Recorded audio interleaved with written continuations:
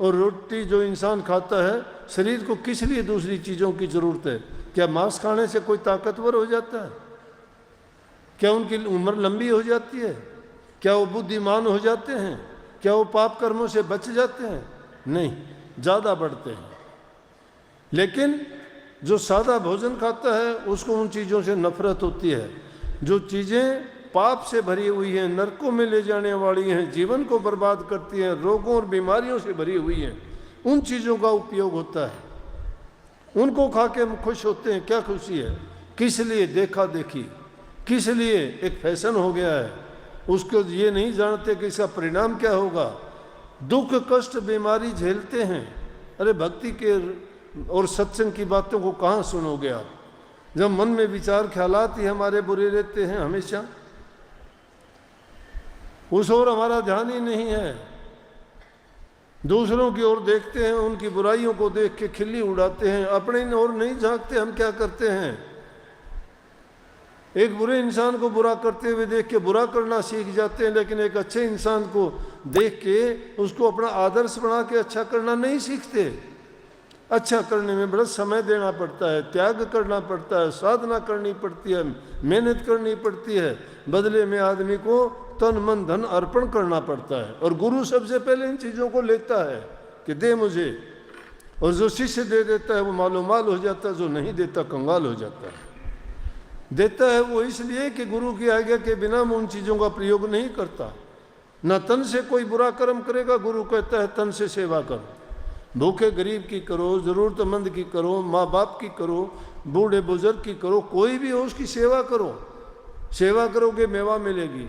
अच्छा किया है उसकी, उससे दुआ मिलेगी जिसकी आपने सेवा की है। और उसकी कही हुई बातें जो दिल से निकलेंगी वो तुम्हें मालो माल कर देंगी।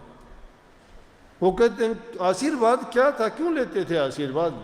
यही तो आशीर्वाद था।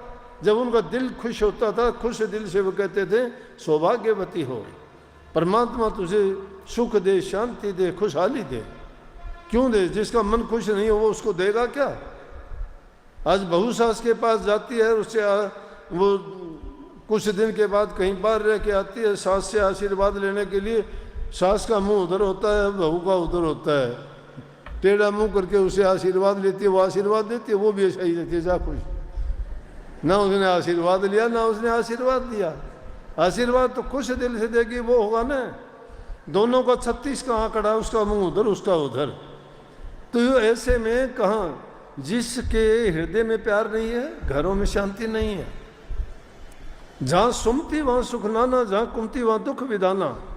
जहाँ सुमति है वहाँ सुख ही सुख है, जहाँ कुमति है वो नरक के बराबर घर है। उस घर में शांति नहीं है, छोटे बड़े की कदर नहीं है, कोई किसी का कहना मानता नहीं। हमारे पूर्वज बहुत अच्छी बात कहा करते थे, लेकिन आज वो जमाना तो नहीं है। वो कहा करते भाई घर में चरखा डहा ना, एक का कहा ना, तामणी घी तया ना, अब घर में बसो जैसे बसो बसे पाकि में रहा जाए। कि घर में घी तो जब होगा आदमी गाय भैंस रखेगा। बूढ़े बुजुर्ग का सब कहा मानते होंगे, अनुशासन रहेगा। अपनी अपनी ओर खींचना शुरू कर देंगे तो बिखर जाएंगे। एकता में बल होता है, अपनी अपनी चलाएंगे वहाँ तो सब खराब होगा। इसलिए हमारे पहली चीज़ है कि मन में शांति होगी तो घरों में भी शांति करेंगे। अब तो इतने उत्तेजित रहते हैं बिना ही बात के, बच्चे कहा नहीं मानते। बच्चे सुनना क्यों नहीं चाहते? अब इसका मूल कारण तो ये है कि पैदा करने वाले ने उसको क्या खा के पैदा किया है। सीधी बात कहते, तेरी माँ ने क्या खा के पैदा किया? कहते कि नहीं कहते? कोई ईंट की औलाद है, कोई कोयले की औलाद है, कोई मिट्टी की औलाद है, करते हो ना ऐसा। लेकिन हमारे वो संस्कार थे उस जमाने में, जब ये माताएं गर्भवती होती थी उनको अच्छे से अच्छे माहौल दिए जाते थे, अच्छी शिक्षाएं दी जाती थी, उनके लिए ऐसे वातावरण बनाए जाते थे कि ताकि पैदा होने वाले बच्चे पर वो असर हो। और एक मकान बनाते हैं, उसकी नींव में अगर हमने कच्ची मच्ची ईंट डाल दी, मिट्टी डाल दी तो कितने दिन रुकेगा? वो गिर जाएगा। हमने उनकी नींव अच्छी नहीं रखी है। पति अपनी पत्नी के पास संतान की दृष्टि से जाता है और वो संतान पैदा होगी, वो संतान बहुत अच्छी होगी, लेकिन एक काम वासना की पूर्ति के लिए जाता है तो पाप ही पैदा होगा, क्यों? वो अच्छी भावना लेके पैदा नहीं हुआ है। इसलिए अच्छे ख्याल जब से जन्म लेता है बच्चा, उसी समय से उसमें शुरू हो जाते हैं कि उसको किस प्रकार के ख्याल और विचार मिले।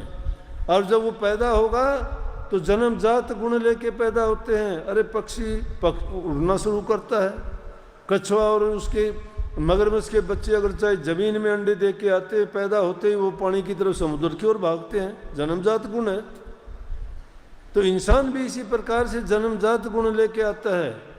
तो वो गुण अगर उसको अच्छे नहीं मिले उस टाइम पे, तो वो बाहर आके यही काम करेगा, लड़ाई झगड़े करेगा, उल्टे सीधे कामों में फंसेगा, पाप कर्म पुण्य कर्म को समझेगा नहीं कोई भी।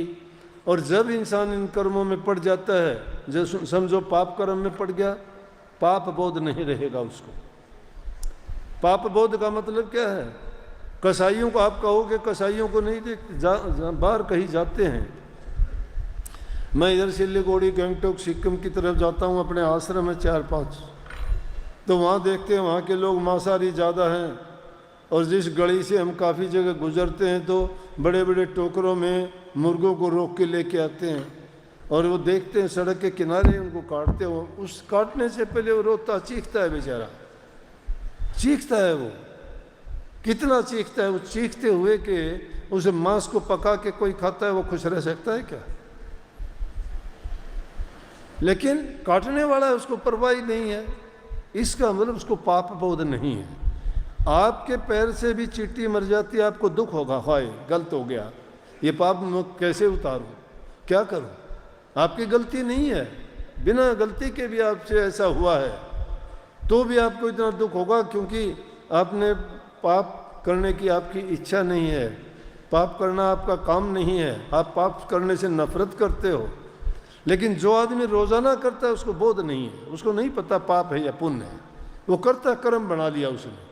इसी प्रकार से हम भी नित्य प्रति जो झूठ बोलते हैं, कपट करते हैं, ईर्ष्या निंदा रखते हैं, बुराइयां करते हैं, धोखाधड़ी करते हैं लोगों से, अपनों से लूट खसूट कर लेते हैं, चोरी कर लेते हैं। ये नहीं देखते हमने चोरी की उसकी हालत क्या होगी, ये नहीं देखते उसका बेचारे का ये पैसा किस प्रकार का होगा, ये नहीं पता उस पर क्या गुजरी होगी, और वो दुआ देगा कि बद दुआ देगा, वो हमें सुख देगा या दुख देगा।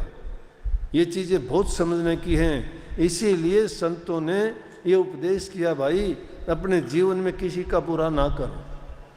परहित समान धर्म नहीं कोई, पर उपकार और परहित करना जो इंसान सीख जाता है, मैं कहता हूँ बड़े से बड़ी भक्ति है।